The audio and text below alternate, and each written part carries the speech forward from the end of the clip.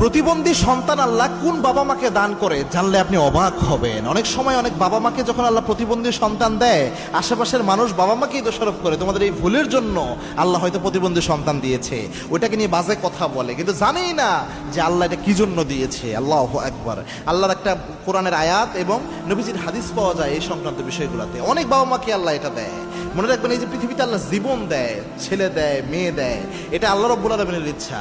এবং কি আল্লাহ রাব্বুল আলামিন পবিত্র কোরআনে বলেছেন, ইয়াহাবু লিমান ইয়াশাউ ইনাসাও ওয়া ইয়াহাবু লিমান ইয়াশাউ যুকুর। আল্লাহ যাকে ইচ্ছা পুত্র সন্তান দেয়, যাকে ইচ্ছা আল্লাহ কন্যা সন্তান দান করে। আবার এই সন্তান, এই জীবন পৃথিবীতে আল্লাহ এই জন্য দেয়, আল্লাযী খালাকাল মাউতা ওয়াল হায়াতা লিয়াবলুয়াকুম আইয়ুকুম আহসানু আমালা। সূরা মুলকের 2 নম্বর আয়াতে আল্লাহ বলছেন, এই যে জীবন মৃত্যু আল্লাহ দেয়, এটা দেয় আল্লাহ এই পরীক্ষা করার জন্য কি আমল আমরা করি, আমরা কি কাজ করি। এজন্যে যে আব্বা আম্মাকে আল্লাহ প্রতিবন্ধী সন্তান দিলে, এটা দেয় পরীক্ষা হিসেবে। অনেক ফুকাহে একরাম, উলামা একরাম তারা বলেছেন, প্রতিবন্ধী সন্তান আব্বা আম্মাকে দেওয়া আল্লাহর একটা পরীক্ষার মতো।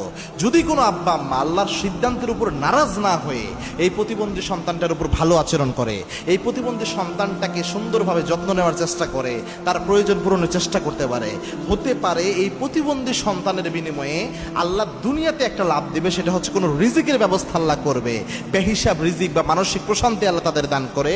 2 নাম্বার হচ্ছে আখিরাতে জান্নাতের ওসিলা হয়ে যেতে পারে এই প্রতিবন্ধী সন্তানের সাথে ভালো আচরণ করা। আল্লাহু আকবার।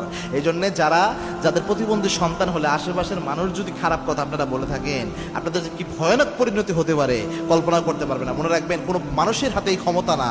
যদি ক্ষমতা কারো হাতে থাকতো, প্রত্যেক মানুষ নিজের জন্য শ্রেষ্ঠ সন্তানটাই